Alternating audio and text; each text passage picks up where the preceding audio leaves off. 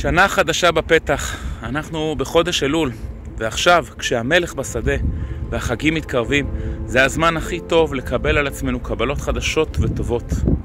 אם נמשיך לעשות את מה שעשינו עד היום, כנראה ששינוי משמעותי שאנחנו רוצים לא יקרה. ובדיוק עכשיו, כשהמלך בשדה, השעה הכי טובה לבחור ולפעול אחרת ולשנות את מה שקורה לי בחיים.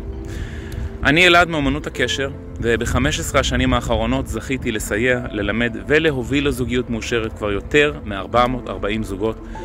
ובשביל זה אני כאן ורוצה מאוד מאוד מאוד מאוד לעזור לכם וללכת איתכם ולהוביל אתכם יד ביד עד החתונה שלכם בעזרת השם. יש המון טעויות שאתם עושים או חווים מאחרים במערכות היחסים שלכם, ואני רוצה לתת לכם את הכלים לזהות ולהתמודד איתן.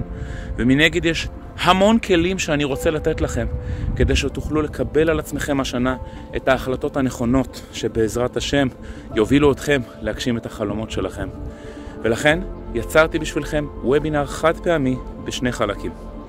חלק א' יתקיים ביום שני, 4/9/2023 בשעה 9 בערב, ואדבר שם על איך מזהים במהירות תופעות הרסניות במערכת יחסים, איך לדעת אם אני במערכת יחסים כזאת או בתחילתה, מה לעשות כדי להימנע ולהיזהר, ובונוס מדריך לזיהוי התנהגויות שמשאירות אותי לא פנוי לקשר. חלק ב' יתקיים ביום חמישי, 7/9/2023 בשעה 9 בערב, ואדבר שם על איך יוצרים חזון אישי ומגדירים מטרות לשנה החדשה, איך יוצרים הרגלים בריאים, מה לעשות כדי לצלוח את החיים בטוב, ובונוס מדריך ליצירת חזון אישי. זה וובינר של פעם בשנה, ללא עלות, אבל לא תהיה הקלטה ומספר המקומות מוגבל. תבטיחו לכם את המקום שלכם וירשמו בקישור המצורף. ממליץ לכם ממש בחום לא לפספס את זה. אני אחכה לכם בצד השני.